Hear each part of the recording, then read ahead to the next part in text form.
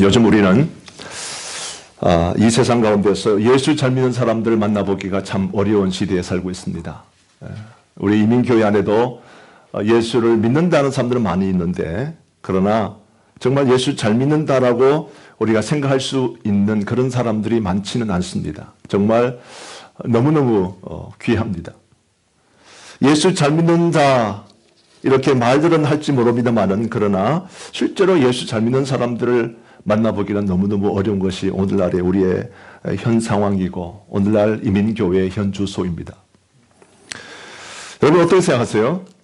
아마 제가 이렇게 이 예수 잘 믿는다라고 하는 이 주제로 말씀을 제가 시작을 한다면 속으로 다들 그렇게 생각하실 겁니다.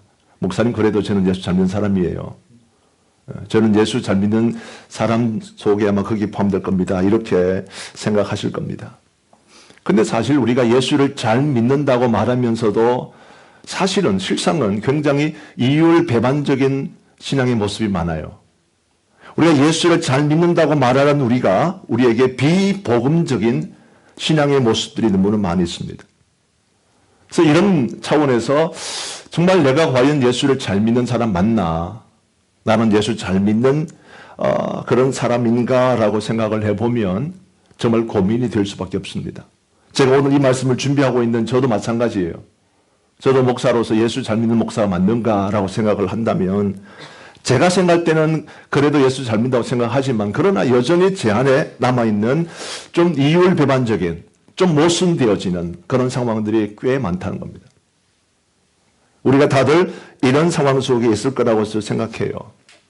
제가 지난 한 주간에 오늘 말씀을 준비하면서 오늘 말씀을 묵상하는 가운데 이 말씀이 쉽게 풀리는 말씀이 아니었어요. 그냥 대충 읽고 이 말씀 가지고 대충 읽고 이렇게 지나가면 뭐 그럴 수는 있겠습니다만은, 그러나 이 말씀의 의미를 곱씹어보고 묵상해보고 이 말씀 통해서 예수님께서 어떤 말씀을 하실까, 어떤 메시지를 우리에게 기대하시면서 말씀하신 것인가, 이런 생각을 해보면 정말 쉽지 않다. 그리고 이 말씀대로 살아내기가 어렵다. 이런 생각을 하면서 고민하면서 말씀을 준비했습니다. 오늘 우리가 성찬식 있잖아요. 우리 교회는 1년에 2번 성찬식이 있는데, 한 번은 이제 이 고난주일에 성찬식이 한 번 있고, 그 다음에 또 한 번은 성탄주일 바로 앞주에 이렇게 한 주 전에 성찬식을 거행합니다. 그리고 저는 지금까지 목회를 하면서 이렇게 성찬식 있는 주일에는 반드시 복음을 설교를 해왔습니다. 오늘 마찬가지예요. 많은 그 말씀들이 있지만 그 말씀 가운데서 복음의 메시지를 준비하고 이 복음의 말씀을 묵상을 하다 보니까 오늘 말씀을 하나님이 주셨는데, 이 말씀이 굉장히 고민이 되는 말씀이다, 그 말입니다. 굉장히 고민이 되고 저도 말씀을 준비하면서 참 부담이 많이 되었어요. 가장 큰 이유가 정말 이렇게 살아낼 수 있을까? 이 말씀대로 정말 살 수 있을까? 이 고민을 할 수밖에 없는 말씀인데, 그러나 오늘 이 말씀이 지금 성찬주일에 우리가 함께 묵상할 수 있는 가장 좋은 말씀 중에 하나라 생각하여 이 말씀을 제가 부끄럽지만 준비해서 함께 나누기 원합니다. 자, 오늘 본문 말씀, 우리가 함께 합독한 본문 말씀 34절, 35절 말씀을요, 같이 한 번 더 합독하기 원합니다. 같이 합독합니다. 시작. 새 계명을 너에게 주노니 서로 사랑하라. 내가 너희를 사랑한 것 같이 너희도 서로 사랑하라. 너희가 서로 사랑하면 이로써 모든 사람이 너희가 내 제자인 줄 알리라. 아멘. 어때요? 쉽지 않죠? 오늘 이 말씀은 예수님의 명령입니다. 예수님께서 우리 가운데 명령해 주시면서 하신 말씀이 너희는 서로 사랑해라. 이것이 예수님 명령이에요. 근데 우리가 그저 단순히 사랑하라라고만 한다면 제 마음이 그렇게 무겁지는 않을 것 같아요. 제가 사랑을 좀 알잖아요. 그래도 좀 사랑이 많은 남자 아닙니까?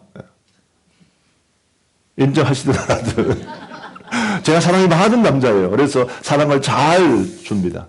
제 아내도 사랑하고 제 자식도 사랑하고 우리 성도님들도 제 사랑하고.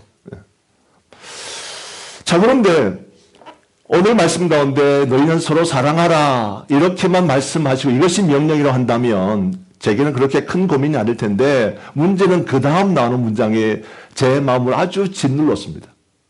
자, 말씀 보세요. 34절 새 계명을 너희에게 주노니 서로 사랑하라. 그러면서 그 다음에 나온 말씀이 내가, 여기서 내가 누구죠? 예수님이잖아요. 예수님께서 내가 너희를 사랑한 것 같이 너희도 서로 사랑해라. 지금 이 말씀의 포인트는 뭐냐면 예수님께서 우리를 사랑하신 것처럼 우리도 그렇게 사랑하라라고 명령하셨다는 거죠. 그러니 이 말씀이 그렇게 고민될 수밖에 없습니다. 예수님이 우리가 약할 때, 우리가 죄인 되었을 때, 그때 예수님이 우리를 사랑해 주셔서 우리 위하여 자기 목숨까지 아낌없이 이렇게 다 내놓으시는데 예수님이 우리를 사랑하신 것처럼 우리도 그렇게 서로서로를 사랑해야 한다는 거예요. 이것이 오늘 말씀의 포인트입니다. 그러니 얼마나 힘들고 어렵겠는가. 게다가 오늘 이 말씀 가운데 더 부담되는 말씀이 바로 35절 말씀인데요. 35절 말씀 같이 한 번만 더 합독해 봅시다. 시작. 너희가 서로 사랑하면 이로써 모든 사람이 너희가 내 제자인 줄 알리라. 아멘. 너희가 서로 사랑하면, 그런데 어떤 사랑입니까? 예수님이 우리를 사랑하신 것처럼 그렇게 우리가 서로 사랑하면 그제서야 비로소 우리가 예수님의 제자가 된다 그 말입니다. 오늘 이 말씀 가운데 예수님의 제자가 된다는 말은 예수를 잘 믿는 사람이라고 우리는 이해할 수 있어요. 오늘 제가 오늘 말씀을 시작하면서 서두에 좀 마음 무거운 그런 토픽 가지고 이야기했잖아요. 오늘날 이 세상 아래 교회들이 많고 그 교회 속에는 예수 믿는 사람은 너무너무 많습니다. 이민사회 안에도 예수 믿는 사람은 너무 많습니다. 그런데 예수 잘 믿는 사람은 많지 않다는 거거든요. 이게 문제거든요. 그런데 예수 잘 믿는 사람은 어떤 사람인가? 오늘 말씀 보면 너희가 서로 사랑하면 어떻게? 예수님이 우리를 사랑하신 것처럼 그렇게 just like Jesus 예수님처럼 우리가 그렇게 사랑하면 그제서야 비로소 예수님의 제자가 될 수 있다는 거거든요. 예수 잘 믿는다라고 말할 수 있는 사람은 다른 것 아닙니다. 우리가 예수님처럼 사랑하신 건데 그러니 이게 고민이 될 수밖에 없잖아요. 사실 우리 가운데는 미운 사람들이 있습니다. 그래서 많은 성도님들이 고민을 이제 말씀하고 계시는 거죠. 목사님, 너무 미워 죽겠어요. 여기 제가 미워 죽겠어요라고 말할 때 아마 많은 사람이 떠오를 거예요. 남편이 미워 죽겠어요. 아내가 미워 죽겠어요. 자식이 미워 죽겠어요. 그렇지 않겠어요? 제가 많이 듣던 소리입니다. 우리 성도들에게서 많이 듣던 소리 중에 하나가 이 내용이에요. 목사님 미워 죽겠어요. 게다가 교회 안에도 있더라고요. 교회 안에도. 같은 성도끼리인데도 미워 죽는 거야. 행동 하나가 미워 죽는 것이고 밥을 먹는 게 미워 죽는 것이고 얼굴 표정도 그냥 미워 죽는 거예요. 이런 일들이 있다 그 말입니다. 교회 안에 많다 그 말이거든요. 그러면서도 물어보면 나 예수님의 제자예요. 나 예수 잘 믿어요. 그런다 그 말입니다. 오늘 우리가 함께 합던 본 말씀 가운데는 예수님의 제자가 되는 조건은 하나밖에 없습니다. 하나밖에 없어요. 예수님처럼 우리도 서로서로 사랑하는 것뿐이다. 아멘. 따라합시다. 예수님처럼 서로서로 사랑하는 것뿐이다. 예수님의 제자가 되고 예수님을 잘 믿는 사람이 되는 것은요 다른 것 아니에요. 예수님처럼 예수님이 우리를 사랑하신 것처럼 우리도 그렇게 사랑하면서 서로서로 사랑해 나갈 때 그때 이 사람은 예수 잘 믿는 사람이다. 예수님의 제자다. 이렇게 칭할 만하다 그 말입니다. 그래서 오늘 저는 말씀을 통해서 참 이것이 복음인데 이 복음은 사랑의 복음이구나. 그리고 이 사랑의 복음은 우리가 예수님처럼 우리도 서로를 사랑할 수 있을 때 그때 정말 복음을 가진 자로서 복음을 받은 사람으로서 그렇게 예수님의 제자가 될 수 있을 텐데 과연 서로 사랑한다. 예수님께서 갖고 계신, 예수님께서 우리에게 말씀해 주신 예수 그리스도의 사랑의 복음이 도대체 어떤 복음이냐 하는 이 부분을 함께 좀 생각해 보면서 우리의 성찬 예식을 좀 준비하는 시간 갖기를 원합니다. 오늘 말씀 가운데 저는요, 두 가지 포인트를 정리해서 소개해 올려드리겠습니다. 예수 그리스도의 사랑의 복음은 어떤 복음이냐? 자, 따라합니다. 사람을 귀히 여기는 복음입니다. 여러분, 사람을 정말 귀하게 여기는 복음이에요.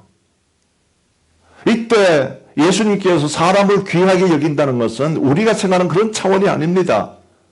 어떤 사람은 내 눈에 정말 귀하게 보이잖아요. 내가 사랑해서 하트 뿅뿅, 눈만 보면 아주 막 사랑에 그냥 눈에서 꿀이 뚝뚝 떨어지는 그런 사람도 있고, 반대로 미워 좋은 사람도 있다. 이것이 우리의 모습 아니겠어요?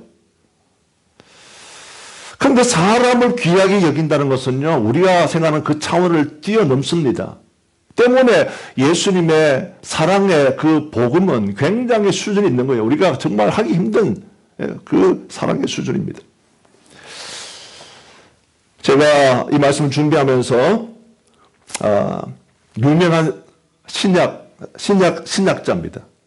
굉장히 유명한 신약자고, 이분이 정말 너무나 귀한 책을 이렇게 이 후대를 위해서 내놓았는데, 이분 이름이 요아킴 예레미야스. 굉장히 유명한 신학자입니다. 요아킴 예레미야스. 이분이 쓴 책이 있어요. 예수 시대의 예루살렘이라는 책이 있습니다.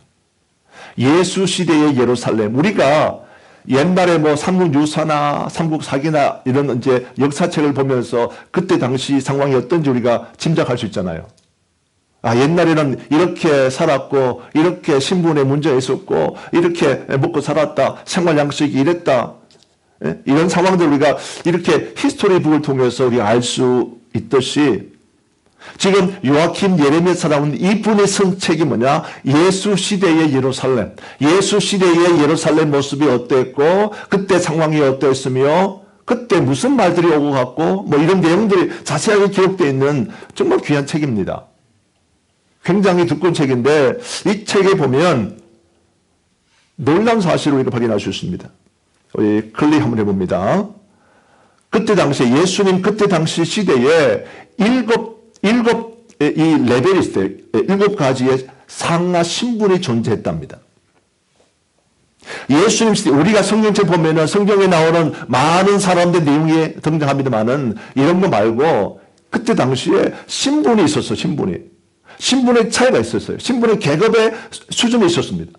1단계에서부터 7단계까지 나눌 수 있는데, 첫 번째 1단계는 제사장들로 우리가 대변할 수 있는 사제들.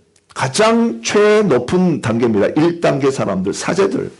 그 다음에 두 번째 단계는 뭐냐면 바리새인과 서기관과 랍비들이 포함되어 있는 종교 지도자들. 우리가 보면 성경의 종교 지도자들, 이 사람들은 신분이 아주 높은 사람, 2위에 해당되는 그런 사람이구나 알 수 있겠죠.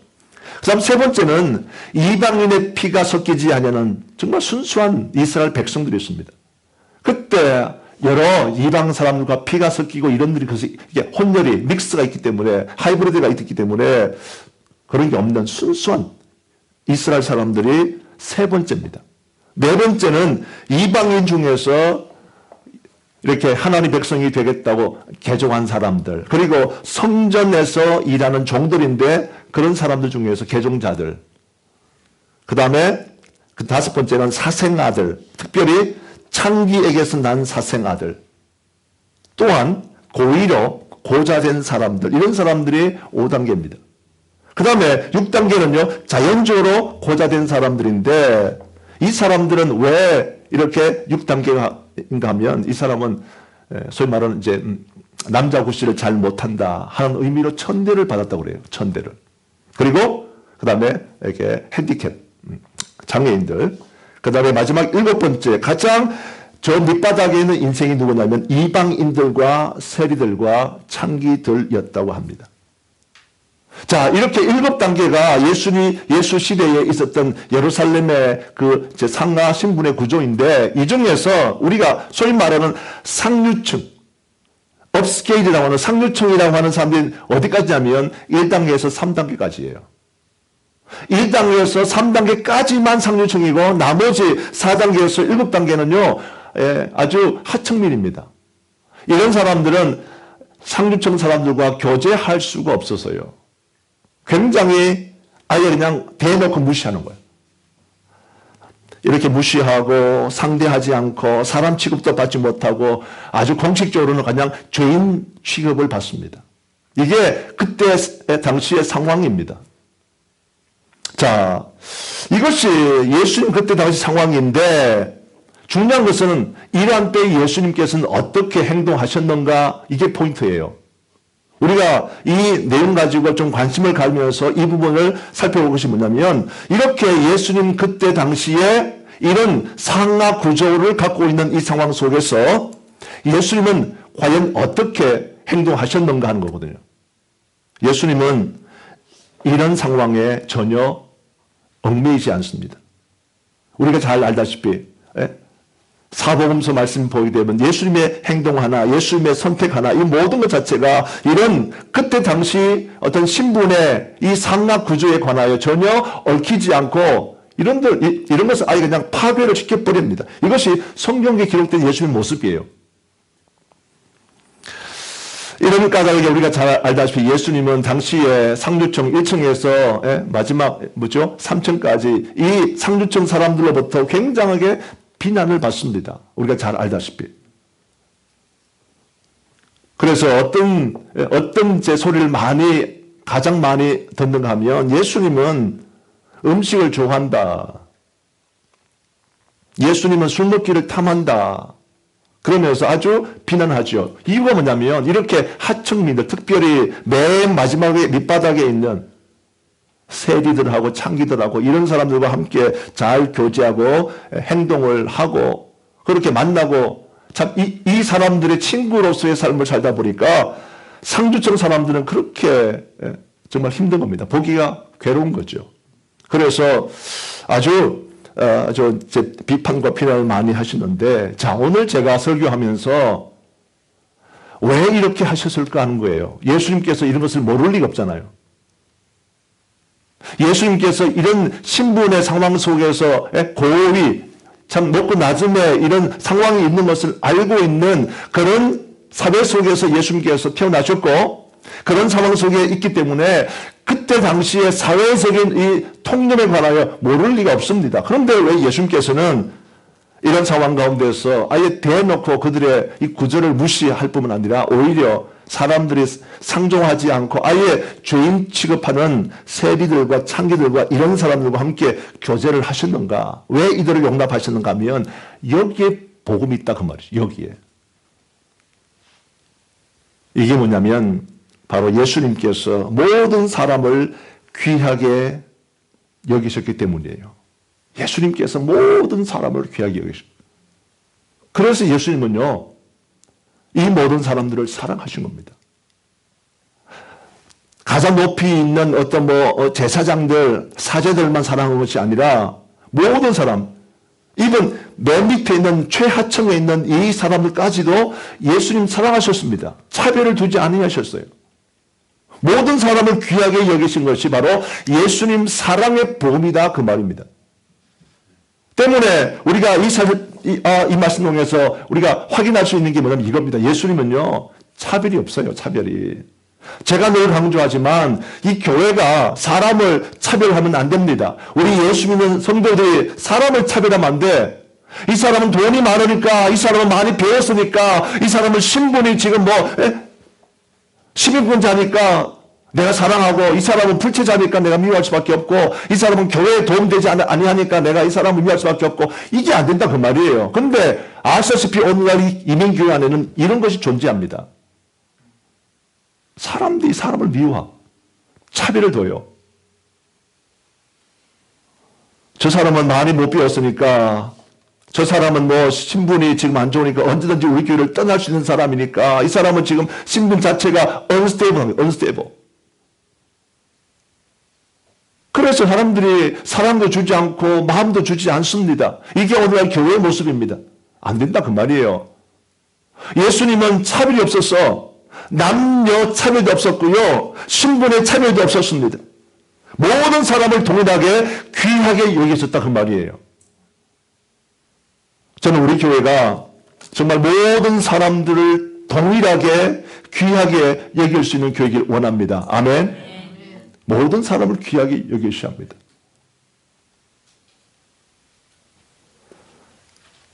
오늘날에 어떤 사람은 지금 소위 말하는 이제 중독자들이 많잖아요. 특히 이민 사회 안에 보면 뭐 미국 사회가 자체가 그러니까 중독이 너무 많아요. TV를 보면 아예 그냥 그렇게 하도록 그냥 만든 것 같아.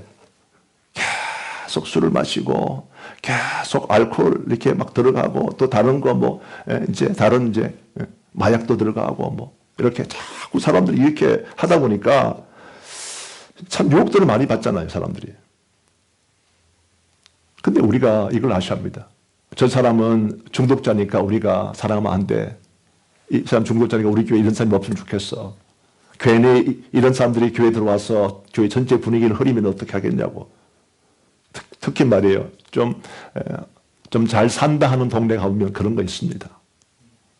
근데 여러분 꼭 기억하세요. 죄인들이라 할지라도 예수 안에서는요, 언제든지 회복될 수 있는 사람입니다. 아멘. 아무리 죄인이고 아무리 세리고 아무리 창질할지라도 이런 사람들도 하나님의 자녀가 될 수 있는 사람들입니다. 아멘. 때문에 우리는요, 사람을 차별하면 안 돼. 모든 사람을 귀하게 여기셔야 합니다. 지금 상황은 보면 물론 뭐 마음이 약하고 연약하고 의지가 약해서 저렇게 무너져 있지만, 그러나 우리가 이 사람에 대해서 정죄하시면 안 됩니다. 예수님은 그런 사람조차도 사랑하셨어요. 창기들 사랑하셨어요. 죄인들 사랑하셨어요. 세리들 사랑하셨어요. 구별하지 아니하셨어. 오늘 말씀 가운데 서로 사랑하는 말씀, 바로 그 말씀입니다. 자, 오늘 우리 본문 말씀 다시 한 번만 더 합독해 봅시다. 시작. 새 계명을 너희에게 주노니 서로 사랑하라. 내가 너희를 사랑한 것 같이 너희도 서로 사랑하라. 너희가 서로 사랑하면 이로써 모든 사람이 너희가 내 제자인 줄 알리라. 아멘. 예수님께서 서로 사랑하라라고 하는 이 사랑의 복음, 사랑의 메시지를 주신 포인트가 뭐냐면, 모든 사람을 뭐하라? 모든 사람 뭐하라? 귀하게 여기라. 귀하게 여기라. 같은 말입니다. 같은 말인데 포인트를 잘 잡으셔야지. 사람을 귀하게 여기는 것이 이게 사랑하는 거예요. 때문에 잡아서 예수님에게는 이 사랑의 복음이 있는 거예요. 사실 내게 복음이 있으면 내 입에서 나오는 것이 뭐랍니까? 복음이 나와. 내 안에 복음이 없으니까 자꾸 엉뚱한 소리 나오는 거예요. 우리가 내 안에 있는 이 예수의 복음이 없다 보니까 사람들을 조언하고 사람들을 인도해낼 때 자꾸 엉뚱한 소리, 세상 소리가 나오는 거죠. 그러나 내 안에 정말 예수 그리스도의 복음이 들어있으면 내 입에서 나오는 것이 복음일 수밖에 없습니다. 지금 예수님에게는 사랑의 복음이 있어. 때문에 이 사랑의 복음 때문에 예수님은 사람을 차별할 수가 없는 거예요. 이해되십니까? 예수 안에 사랑의 복음이 있고, 이 사랑의 복음은 모든 사람을 귀하게 여기는 복음이에요. 때문에 비록 세상 사람들은 아무리 그때 사회적인 상황 자체가 상하 구조를 나누고 이렇게 사람들을 이렇게 차별하고 이렇게 한다 할지라도 예수님에게는 그럴 수 없는 거야. 왜냐하면 예수 안에는 복음 자체가 사랑의 복음이고, 이 사랑의 복음이 뭐냐면 사람을 귀하게 여기는 복음이다 그 말이에요. 오늘날 교회 안에 이 사랑의 복음이 없으니까 자꾸 사람들을 정죄하고 자꾸 이렇게 난도질하는 거죠. 이 사람은 이래서 안 돼 잘라버리고, 저 사람은 저래서 안 돼 잘라버리고, 모인 사람이 얼마 없는 거야. 우리끼리 모이고 있는 거야. 이게 개토잖아, 개토. 끼리끼리 모여 있으면 뭐합니까? 그거 병든 거예요, 그거. 정상 아니에요. 우리는 모든 사람을 귀하게 여기고요. 우리의 가족들을 귀하게 여기게 되고요. 우리의 형제와 자매를, 우리의 성도들을 귀하게 여기셔야 합니다. 아멘? 아멘. 정말입니다. 정말입니다. 두 번째는 하나도 예수 그리스도 사랑의 복음은 첫째는 사람을 귀하게 여긴다 그랬는데, 또 하나 두 번째 뭐냐면 따라합시다. 사랑의 마음을 품게 하는 복음입니다. 무슨 말인가 하면, 우리 안에 예수 그리스도의 이 사랑의 복음이 있게 되어지면 내 안에 사랑을 품게 하는 그런 이제 은혜가 있다 그 말입니다. 이게 중요한 거거든요. 내 안에 사랑을 품을 만한 게 없는 거예요, 사람들이. 사람을 왜 미워하냐면 사랑하는 마음이 더 크니까 그런 거 아니겠어요? 근데 아무리 미워하는 사람이라 할지라도 내 안에 사랑의 마음이 더 크면요, 이 마음 품게 되면요, 사랑이 할 수밖에 없어요. 미울 수가 없어. 죄송합니다. 제 안에 좀 자랑 좀 하겠습니다. 아주 진상 환자가 많이 왔어. 그래가지고 아주 억울한 소리 해가지고 뭐 얼굴 버개가지고 이렇게 있는데도 한 5분, 10분 지나면 그 사람이 안 밉대. 이해돼요? 저는 아니 2박 3일 갈 것 같아요. 미워 죽겠는데, 그 되냐고. 근데 성격이 이상해. 괜찮대요, 자기는. 금방 얼굴 막 해가지고 있는데, 막 보이더라고. 머리에서 막 김이 막 올라와, 참력이 보여. 그럼 한 5분, 10분 있으면 괜찮대. 그리고요, 그렇게 막 욕을 하던 사람이 또 한 일주일 지내 다시 또 전화 와요. 그러면 또 상세하게 또 친절하게 설명도 해주더라고. 야, 저 인간이 맞나? 결과적으로는 사람의 마음에 사랑의 마음이 있는 건 아니겠습니까?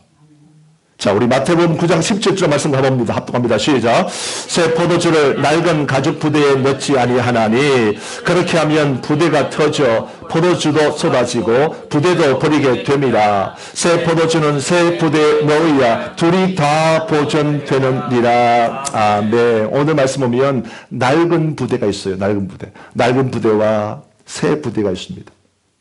근데 이 낡은 부대는 어떻게 되고 그랬어요? 터져버린다. 저는 이 말씀 보면서 이 낡은 가죽 부대가 뭐냐? 이게 사실 우리 안에 있는 좀 이율배반적인 신앙이라고 생각해요.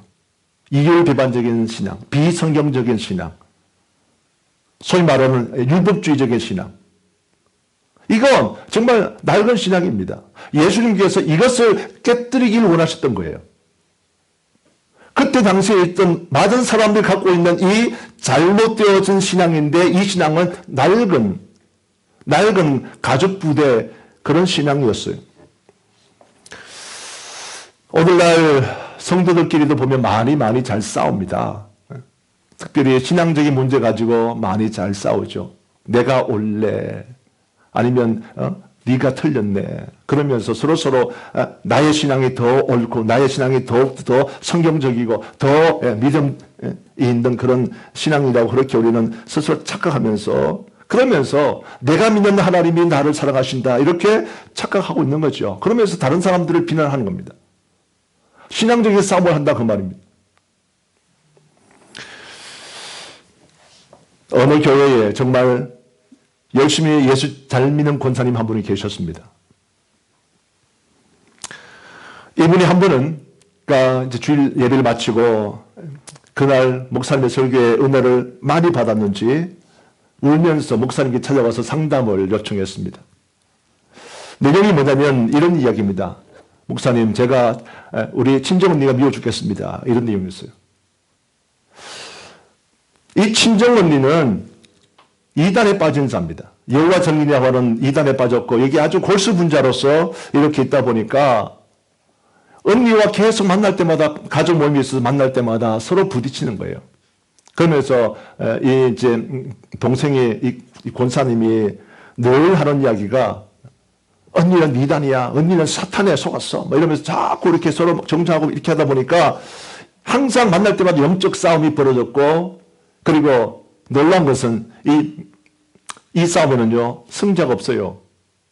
승자가 없을 뿐 아니라 이 언니와 동생과의 관계는 점점점 멀어지고 원수처럼 돼버립니다. 그래서 이 문제 가지고 이분이 고민하신 거예요.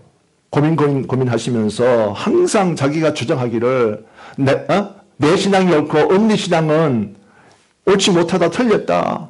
이단에 빠져있기 때문에 틀렸다. 그러면서 항상 내 신앙이 옳다 이런 것만 주장을 하게 됐다는 겁니다. 근데 오늘 목사님의 말씀을 듣고 이분이 회개를 하면서 과연 어떻게 하는 게 좋겠습니까? 울면서 찾아왔더라 하는 거죠. 그래서 그 목사님이 이렇게 조언했답니다. 언니가 여호와의 증인에 빠진 것은 두말할 필요 없이 잘못된 일입니다. 그러나 제가 볼 때는 예수 잘 믿는다고 하는 권사님이 언니보다 더 많이 잘못하셨습니다.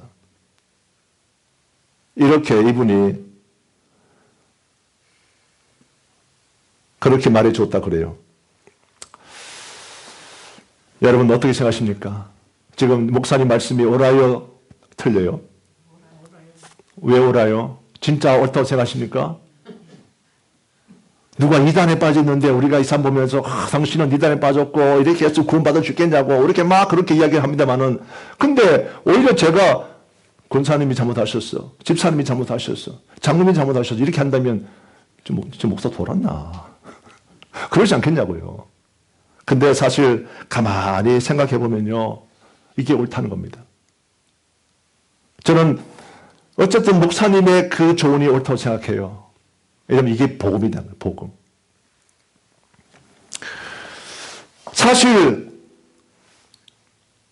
여호와 정인이 아니라 정말 기성교회에서 열심히 신앙생활하면서 충성봉사하는 이 권사님의 신앙이 훨씬 더 옳고 정당합니다만은 그러나 문제가 뭐냐? 지금 권사님 같은 경우는 이런 이야기죠. 여호와 정에 빠진 그 언니를 정말 불쌍히 여기고 정말 긍휼히 여겼습니다. 그런 마음은 분명히 있어요. 근데 지금 뭐가 없어요? 그 마음에 사랑의 마음이 없어. 이게 문제다. 이게 문제다.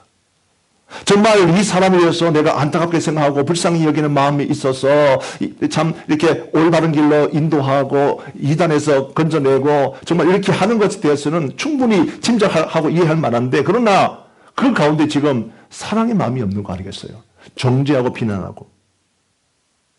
이게 문제는 거예요.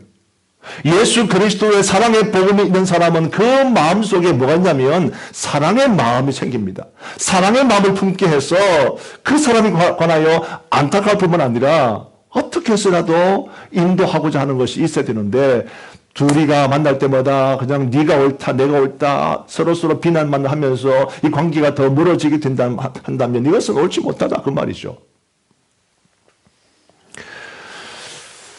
성경에 보면요. 성경에 보이는 특별히 가족 간에 아주 불화가 많은 그런 커플들, 그런 내용들이 굉장히 많습니다. 우리가 가장 잘 아는 것 보면 뭡니까? 창세기부터 보게 되면 아담의 두 아들. 그죠? 아벨과 가인도 보면 거기에서 이미 불화 아니겠지, 불화. 서로가 불화하면서 미워 죽는 거지. 또 마찬가지입니다. 아브라함에게는 부인이 두 명 있잖아요. 하나는 사라, 하나는 하갈. 근데 문제는 뭐냐면 이 사라와 하갈이 서로 미워 죽는 거야. 그런 내용이 성경에 가득합니다. 근데 보세요. 정말 예수 그리스도의 사랑의 복음이 이 가정에 임하고 이 사람들에게 임했다 한다면 사라가 이 하갈을 미워할 필요가 없는 거죠. 마찬가지입니다. 하갈도 사라를 미워할 필요가 없는 거예요. 그 말입니다. 아무리 그냥 내경적으로 봤을 때는 누가 더 나쁘다, 누가 더 잘못했다 이런 것을 우리가 판단할 수는 있겠으나 그러나 정말 그리스도의 사랑의 복음이 그 속에 가득 차 있으면 그래도 사랑한다 그 말, 그래도. 아멘이죠. 이게 사랑의 복음이에요. 오늘날 우리 기독교가 힘을 잃어버린 이유가 뭐냐? 오늘날의 교회가 점점 약해진 이유가 뭐냐면 성도들 가운데 이 사랑의 복음이 없어서 그래요. 누가 이렇게 한번 해놓으면 그냥 막 거품 물면서 이제 개거품 물고 막 덤벼들고 막 박살 내버려 그런 거지. 내가 손해보고 내가 좀 희생하고 내가 예수 때문에 좀 참고. 아멘? 내가 예수 때문에 내가 보험 때문에 좀 참고 그렇게 할 수 있어야 되는데 아니에요. 누가 한마디 해놓으면 그냥 못 참아가지고 그냥 다 공격하고 그런다 그 말이잖아요. 이런 일이 얼마나 많습니까? 제가 우리 교회에 이런 게 있다고 하는 것이 아니라 우리 교회는 없는 줄로 믿습니다. 근데 이런 게 많더라고 보니까. 그런 소리가 자꾸 들려요. 어느 교회 이런 소리 자꾸 들려요. 안 됩니다. 안 됩니다. 사랑의 복음이 우리 가운데 임하게 되어지면 이 사랑의 복음은요, 우리가 사람을 사랑할 수밖에 없는 그런 마음을 품게 하십니다. 그리고 이 마음이 있게 되어지면 거기에서 소위 말하는 복음의 능력이 나타나게 되는 것입니다. 오늘 이 말씀을 잘 기억하셔서 저도 부족합니다마는 우리가 다시 한 번 더 예수 그리스도 사랑의 복음을 받아들이고 이 사랑의 복음을 받아들여서 우리도 모든 사람을 귀하게 여길 뿐만 아니라 우리 안에 사랑의 이 마음이 있어서 아무리 우리를 나쁘게 하고 누가 공격하고 내가 손해보는 입장이 있다지라도 내가 공격하고 내가 다시 반격하고 이런 것이 아니라 사랑의 마음을 품고서 그들을 용납하고 위에서 기도하고 관계를 회복할 수 있는 그런 주의 거룩한 백성들 다 되시길 바랍니다. 기도하겠습니다.